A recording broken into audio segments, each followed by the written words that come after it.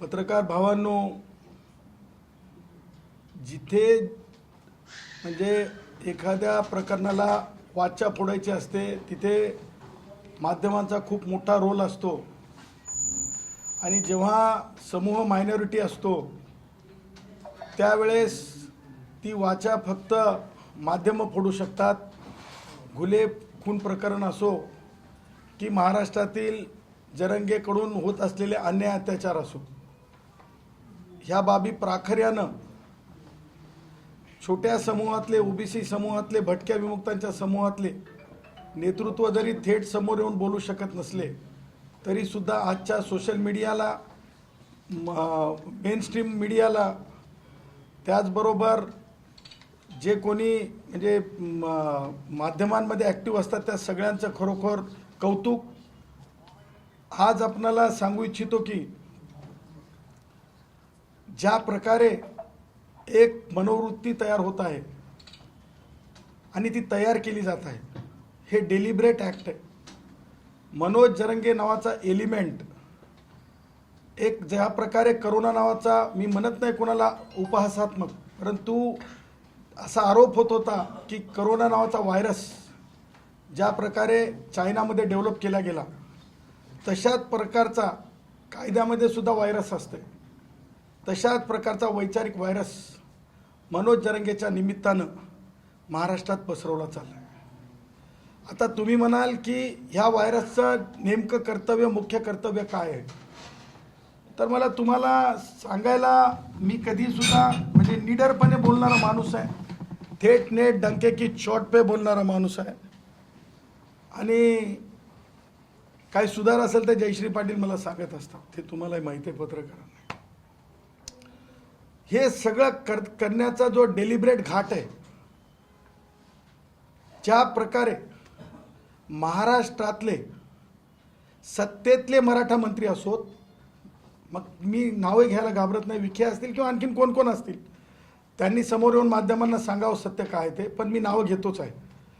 विखे असतील किंवा आणखीन कोणी मराठा मंत्री असतील किंवा उपमुख्यमंत्री एकनाथ शिंदे असतील किंवा सर्व पक्षातले आमदार असतील, माझं स्पष्ट आणि थेट म्हणणं आहे, डंके की चोट पे म्हणणं आहे की जरंगे हा व्हायरस महसूल विभाग जो आहे तो एका तेली सन्माननीय बावनकुळे साहेबांकडे नको, ह्याच्यासाठी ही संघटितपणे ही शब्दांची झोड, हा सामूहिक अपमान, सार्वजनिक अपमान, आईच्या ज्यांना मा जिजाऊ समजली ना, ज्यांना मा रमाई समजली ना, मा अहिल्या देवी होळकर समजेल ना, ज्यांना आई सावित्री आईचं कर्तव्य समजेल ना, त्यांना ते पावित्र्य समजेल की दुधाचं पावित्र्य काय असतं, वैचारिक दुधाचं असो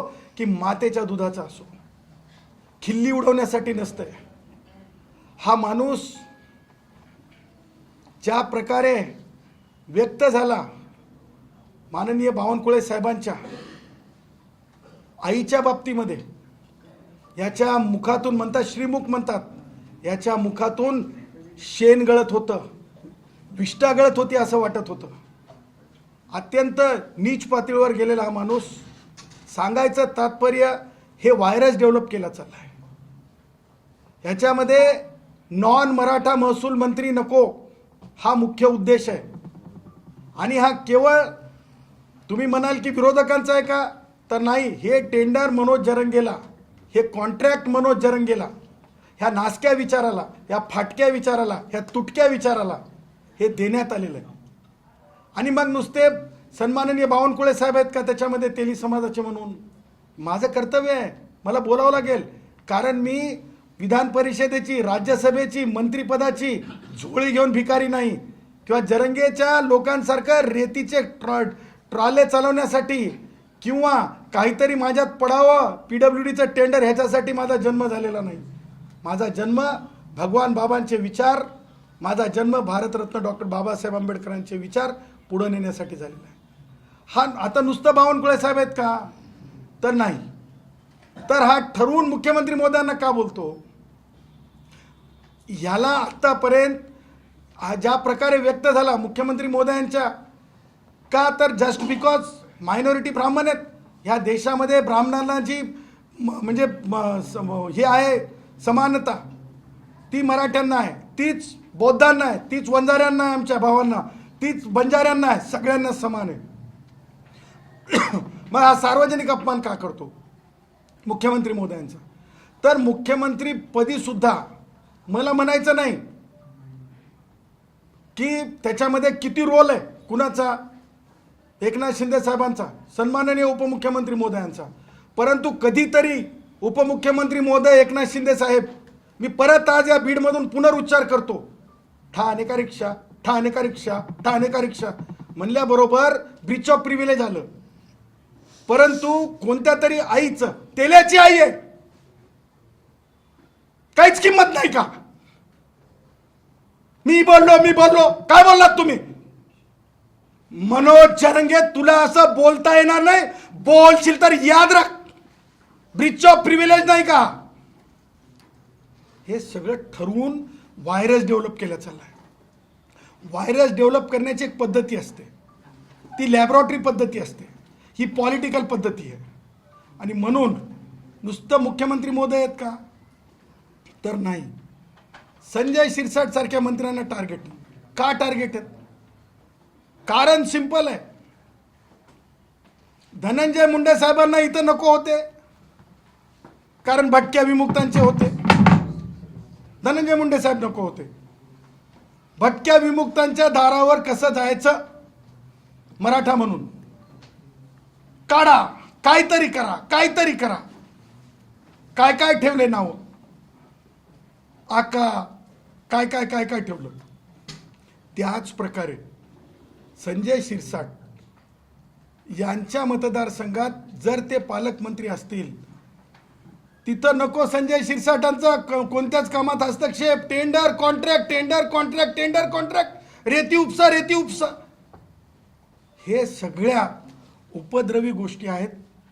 आणि हे ठरवून हे जरंगे व्हायरस डेव्हलप केले गेले.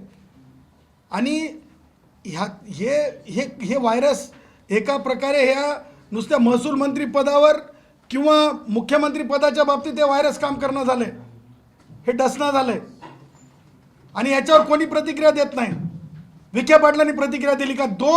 आम्ही विखे पाटलांवर जेव्हा बोललो खड्ड्यावर त्यांच्या मतदारसंघातल्या, त्यावेळेस विखे पाटील आम्हाला काय म्हणतात की तुम्हाला खूप लांब राजकारण करायचंय.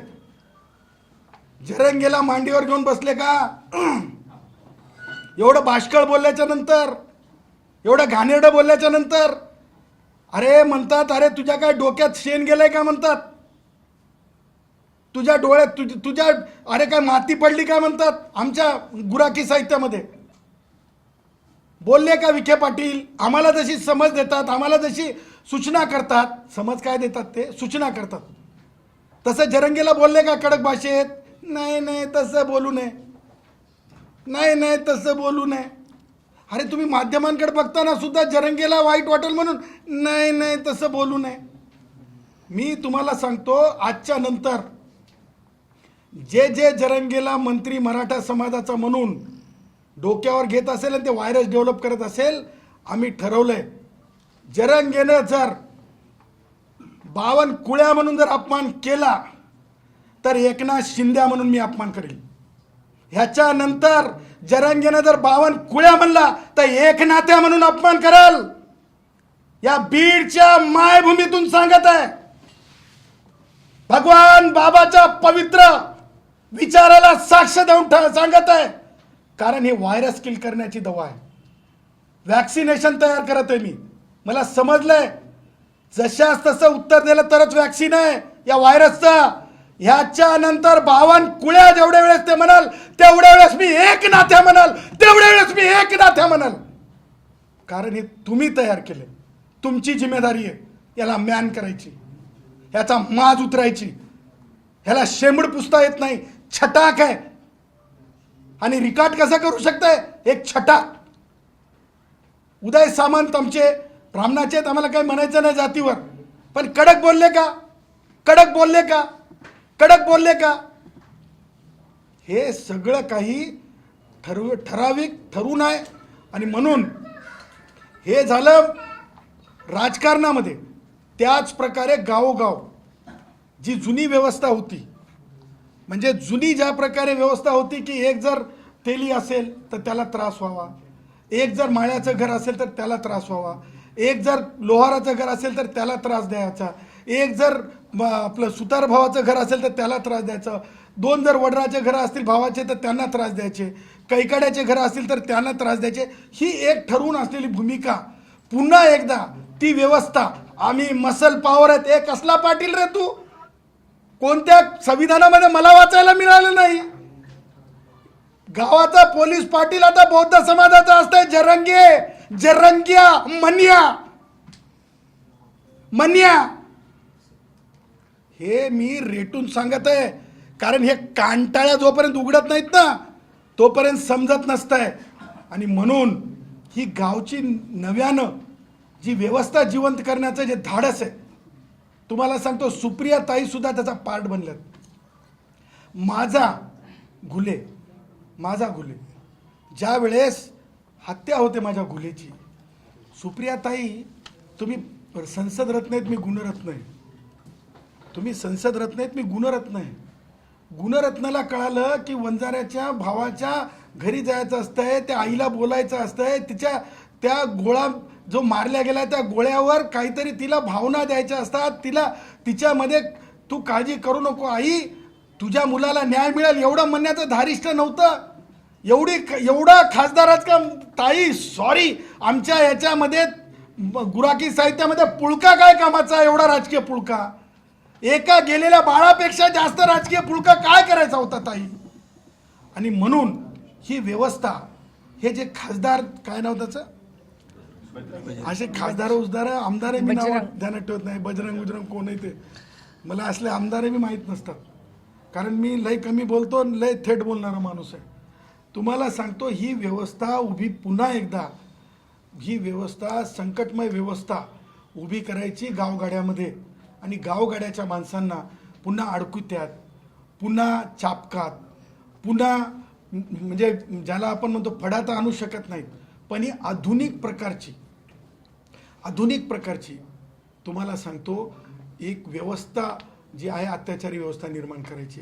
जो मुलगा, मला सांगा, माननीय आमचे ते वाल्मिक कराड साहेब, त्यांची चार्जशीट तुम्हाला पत्रकारांना सांगतो, एक दिवस आपण त्या चार्जशीटवर आपण तुम्हाला सांगतो विधी महाविद्यालयाच्या विद्यार्थ्यांचा जर आपण परिसंवाद ठेवला तर मूट कोर्टामध्ये त्या चार्जशीटवर असं निघून येईल की ह्या प्रकरणामध्ये एवढे दिवस अटक ठेवणं म्हणजे चुकीचं होतं. मग का हे ठेवलं चाललंय? त्याच्या मागचं कारण फार सिंपल आहे. हे ठेवण्या जाणे मागचं कारण की वाल्मिक कराड सारखा बौद्धांपासून ते सामान्यातल्या सामान्य वंचितांपर्यंत लग्न कार्याला मदत करणारा कोणी सुद्धा भटक्यातला घडू नये, दिसू नये, पुढं हिंमत करू नये, अशा प्रकारचं हे टॉर्चरिंग वर्क आहे. आणि मला सांगा, जे धस भस काय होते ते आका बाका म्हणत गेले, ते आज कुठे आहेत? ते लपलेले आहेत, ते हरवलेले आहेत. धस आपण हरवलात का? विचारतो प्रश्न, बीडमध्ये येऊन विचारतो की आपण हरवलात का? आणि म्हणून माझं तुम्हाला म्हणणं आहे, तुम्ही आपल्या माध्यमातून सरकारला, की अशी व्यवस्था निर्माण होऊ देऊ नका.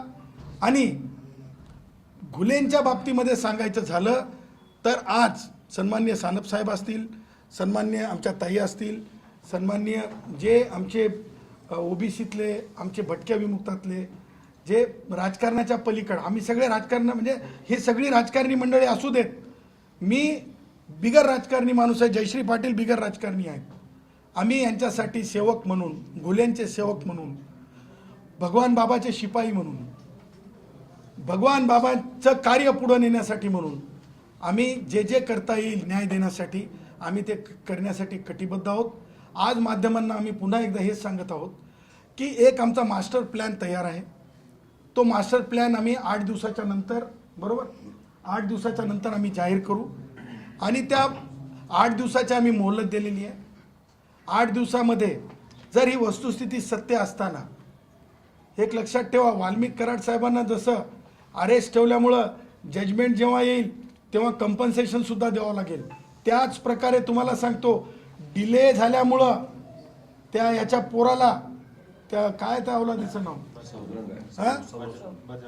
बजरंगचं पोरगा काय, ते बजरंगचं पोरगा सौरभ, त्याला उशीर झाला कारवाईला म्हणून जर उद्या न्यायालयाने ताशेरे ओढले तर ती जिम्मेदारी आमची राहणार नाही.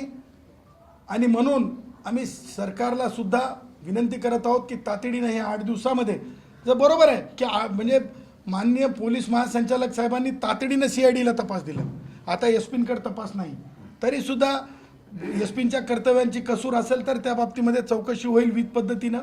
मला अपेक्षा आहे भावना सगळ्यांच्या राखल्या जातील, पण येणाऱ्या काळामध्ये 8 दिवसात ह्या गोष्टीला पूर्णत्वास न्यावं, न्यायासाठी पुढाकार घ्यावा. दुसरी गोष्ट, माझी जी भगिनी आहे घुले भगिनी, त्या भगिनीला तातडीनं नोकरी द्यायची, दिलीच पाहिजे. भटक्या विमुक्ताची आहे, माझी बहीण आहे, भगवान बाबाच्या भक्त आहे, भटके विमुक्त आहोत. या म्हणून मराठा एखाद्या कुटुंबातल्याला नोकरी देणं तातडीनं, का तर ते पानसट बोलणारं त्याच्या भीतीपोटी ताबडतोब नोकऱ्या, ताबडतोब GR. आणि माझ्या बहिणीला, घुले बहिणीला तातडीनं जर नोकरी नाही दिली या खून प्रकरणात, तर जेवढ्या नोकऱ्या दिल्या तेवढे शासन निर्णय माननीय उच्च न्यायालयात मी चॅलेंज करणार.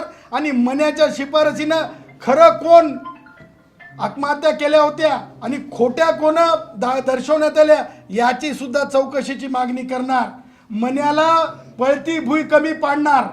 मन्यानं हे लक्षात ठेवावं. मन्यानं हे त्याची उष्टेगिरी लाळ गळेपर्यंत ते छटाकणं आता ह्याच्या पुढं आपल्या मर्यादेत राहावं. आणि जे मंत्री, पुन्हा एकदा आपल्या पत्रकार परिषदेला माझं मत थांबवताना सांगतो की जे कोणी सत्तेतील मंत्री मन्याला मदत करत असतील, मग ते शिंदे गटाचे असोत की भारतीय जनता पक्षातले मराठा मंत्री असोत, त्यांना सांगत आहोत सावधान. किंवा विरोधी उद्धव ठाकरे गटातले आमदार असतील, खासदार असतील, किंवा शरद पवार गटातले असतील, किंवा अजितदादांच्या गटातले जे कोणी असतील, जर मन्यानं एकाही OBC भटक्या विमुक्ताला जर अपशब्द काढले तर मन्याला जे भेटतात. मग मी तुम्हाला उदाहरणार्थ एकनाथ शिंदे साहेबांचं उदाहरण दिलं, मला त्यांचा अपमान करायचा पण उदाहरण दिलं, त्याच प्रकारचं वक्तव्य आम्ही करत राहू. आमचा भटका विमुक्त त्याच प्रकारे करेल. मान्य आहे का सगळ्यांना आपल्याला? मान्य. आणि आपल्याला काही प्रश्न असतील तर आपण विचारू शकतो.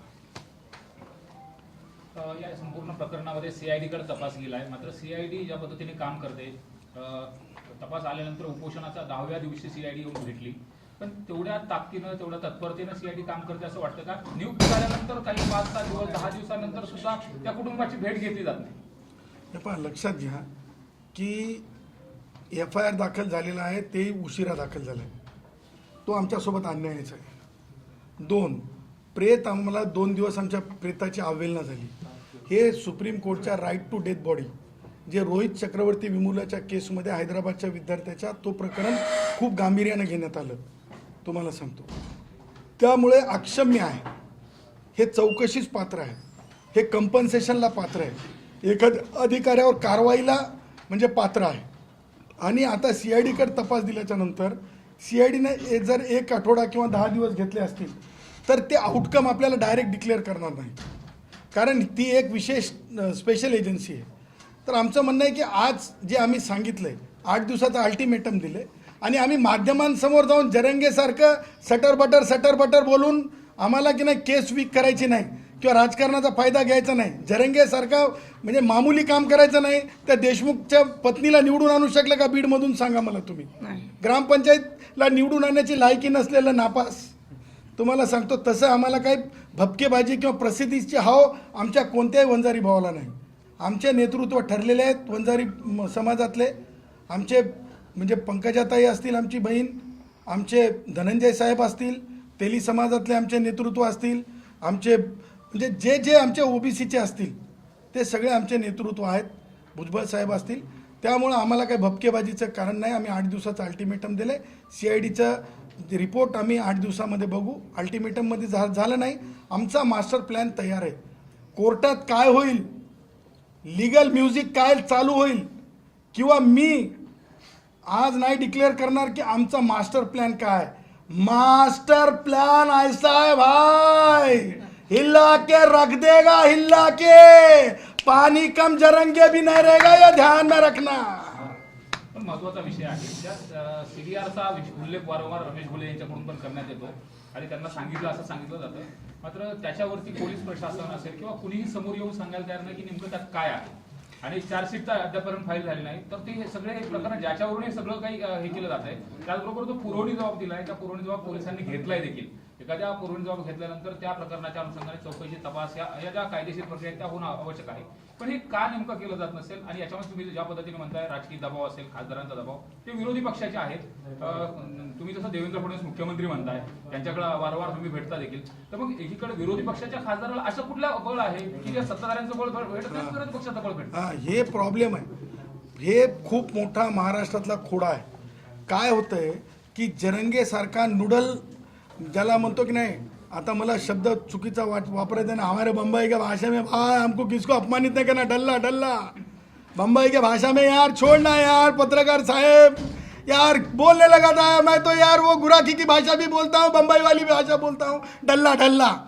हे क्या होता है ना, हे असं आहे ना की हे सगळे सर्व पक्षीय कनेक्शन्स इथं आणलेले असतात. सर्व पक्षीय कनेक्शन आणलेले आहेत तिथं, आणि एक डेटा सेंटर तयार केलेलं आहे तिथं. म्हणजे अकाउंटमधून पैसे गेले की त्या डेटा सेंटरला जाऊन माहीत होतं की हे पैसे खर्च केले, शॉपिंग केली. तसं हे मन्या हे उष्ट तिथं उभं केलं. आणि तुम्हाला सांगतो, हे उभं करून ही सगळी प्रेशर पॉलिटिक्सच्या आधारे ही सगळी डिलेड जस्टिस, डिनाईड जस्टिस आहे. त्यामुळं मला असं वाटतं की म्हणजे आम्ही फार बेफिकर आहोत असं नाही, हम फिकर के साथ आहे. आणि नक्की घुले प्रकरणामध्ये तुम्हाला सांगतो, कुटुंब जर स्ट्रॉंग राहिलं, ही सगळी मंडळी जर स्ट्रॉंग राहिली, तर तुम्हाला सांगतो देशमुख कुटुंबाला न्याय मिळण्याच्या आधी आम्ही घुले प्रकरणामध्ये फाशी देण्यापर्यंत आम्ही आमची भूमिका स्पष्ट ठेवू, कोर्टाकडे ठेवू, स्वच्छ ठेवू, कायदेशीर ठेवू, त्या जरंगेसारख्या उष्टे भाषेत ठेवणार नाही. खासदार बजरंग सोनवणे यांनी असं म्हटलंय की माझा मुलगा जर दोषी असेल किंवा त्यामध्ये काही सहभाग असेल तर मी स्वतः त्याला पोलीस स्टेशनला सोडतो, परंतु या प्रकरणात राजकारण कोणी करू नये. बजरंग, ए बाबा बजरंग, मेरे को लगता है ते काय राजेश काय शिक्षण झालंय त्यांचं, काय ग्रॅज्युएट झालेत का? नापास असेल. जर आर्ट्समध्ये झाले असेल तर राज्यशास्त्र वाचलं असेल, समाजशास्त्र वाचलं असेल. अहो स्वतः डिक्लेरेशन द्यायचं नसतंय, तो मी नवे म्हणायसाठी स्वतःचं कॅरेक्टर सर्टिफिकेट लिहिलं जात नसतंय. आणि कोणता आरोपी म्हणतंय मी केलंय म्हणून? असं जगात सापडलं का कुठं आरोपी मी केलंय, हो मी केलंय म्हणणारा? आरोपीला खाक्या दाखवावं लागतंय, आरोपीला कोर्टात न्यावं लागतंय, आरोपीची आयडेंटिटी घेऊ नये म्हणून काळी टोपी घालून न्यावं लागतंय, आरोपीला कायद्याचा बडगा सांगावं लागतंय, आरोपीला नेऊन बसवावं लागतंय, तेव्हा आरोपी बोलत असते बजरंग. मी तेव्हा म्हणलं माझी बहीण काय पोलीस हवालदार नाही, सुप्रियाताई, आणि बजरंगसुद्धा पोलीस शिपाई झालेला मला माहीत नाही, क्लीन चिट द्यायला त्या प्रकरणामध्ये तपास अधिकारी आहे का? असं झालंय काय? बाप तपास करीत असते, बाप क्लीन चिट देते. बापाचं प्रेम समजू शकतो, पण बापाची औलाद जर या सगळ्या मर्डरमध्ये असेल तर ती कशी सुटल? त्याच्यामुळं चौकशी तेवढंच आहे ना, तर बापानं सांगाव घेऊन जा पोलिसाला म्हणून, नेऊन सोडायची काय गरज आहे? एवढं अनवाळ आहे का? एवढं लल्लू आहे का? एकीकडे आज घुले कुटुंबाच्या न्यायासाठी आपण रस्त्यावर उतरला, मात्र दुसरीकडे राष्ट्रवादीच्या ज्या नेत्या खासदार सुप्रिया सुळे यांनी राष्ट्रवादी शरद पवार गट जो आहे तो बजरंग बाप्पाच्या पाठीशी ठामपणे उभा आहे असं बोलले. राष्ट्रवादी काँग्रेसचे वयोवृद्ध पुढारी शरद पवार असतील किंवा आमच्या संसदरत्न सुप्रियाताई असतील, ह्या प्रकरणामध्ये त्या म्हणजे त्यांची भूमिका स्पष्ट उघडी पडलेली की त्या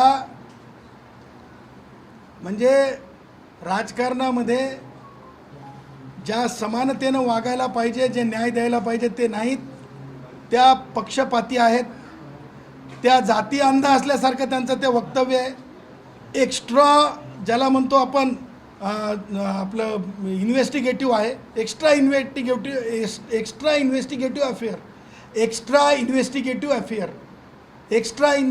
अफेअर ह्यासाठी म्हणतो मी सुप्रियाताई, कारण पोलीस शिपाई जो असतो ना तो प्रॉपर अथॉरिटी आहे.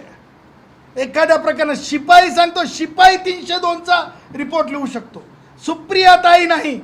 सुप्रियाताई तुम्ही कॅरेक्टर सर्टिफिकेट देण्यासाठी, क्लीन चिट देण्यासाठी ज्युडिशियल मॅजिस्ट्रेट सुद्धा नाहीत सन्माननीय, ना तर तुम्ही पोलीस शिपाई नाहीत ना. असाल तर सांगा, मग आम्हाला कळू द्या की सुप्रियाताई, माझी सुप्रियाताई संसद रत्नताई गुणरत्नची बहीण, त्या संसद रत्न मी गुणरत्न, त्यांनी सांगून टाकावं की मी मॅजिस्ट्रेटच्या पॉवरमध्ये आहे आणि मी हे आहे काय म्हणतात ते पोलीस शिपाई म्हणून तपास माझ्याकडे. सध्या बीड जिल्ह्यामध्ये मराठा विरुद्ध बंजारा असा वाद करून राजकीय पोळी भाजण्याचा प्रयत्न नाही ना असं तुम्हाला वाटत? बघा, आमचा वंजारी भाऊ असेल, आमचा ओबीसी भाऊ असेल, आमचा म्हणजे गावगाड्यातला कोणी असो, तुम्हाला सांगतो घिसडी भावापासून ते लोहार भावापर्यंत, बौद्ध भावापासून आदिवासी भावापर्यंत सगळे मायनॉरिटीमध्ये आहेत. कोणीसुद्धा जरंगेसारखे, ताई तुम्ही पत्रकार आहात, सन्माननीय आहात, तुम्ही एक मोठी शक्ती आहात, तुमच्या लेखनीत ताकद आहे. मला असे 5 प्रसंग सांगा ज्याच्यामध्ये जरंगेसारख्या आमच्या बीड जिल्ह्यातल्या कोणत्या एका नेतृत्वानं जरंगेसारखी बाष्कळ, जरंगेसारखी घाणेरडी, वारंवार घाणेरडी, एखाद्या वेळेस स्लिप ऑफ टंग सोडा पण घाणेरडी भाषा केलेली. त्याच्यामुळं हे अत्याचार आहे, हे अत्याचार आहे, हे अत्याचार आहे. आणि जातीवाद जातीवाद जातीवाद जातीवाद नाही, हे अत्याचार आहे. 2 जातीतलं ओबीसी कधीच भांडत नाही, ओबीसी कधीच भांडत नाही. हा ठरवून जातीवाद आहे. आणि तुम्हाला सांगतो, आज मराठा भाऊ माझ्याकडे अनेक कॉल्स दाखवू शकतो तुम्हाला मी. मला युवक MPSC करणारे विद्यार्थी सांगतात जरंगेनं फसवलं, कारण 7.5% विद्यार्थी EWSमधून लागत गेले मराठा भावांचे, आज 2% सुद्धा लागत नाही. फायदा कोणाला जरंगे करून देते माहिती आहे? जिल्हा परिषदचे सदस्य, नगरपालिकांचे सदस्य, ग्रामपंचायतीचे सदस्य. फक्त त्यांना राजकीय पोळी जरंगेच्या मार्फत. सांगितलं ना तुम्हाला, data centre Jarange, virus Jarange, आणखीन काय काय पाहिजे? बस झालं ना बीडला आजच्या तारखेपुरतं. व्हायरस, डेव्हलप्ड व्हायरस, अजून काय पाहिजे? चलो नेक्स्ट टाइम मिलेंगे.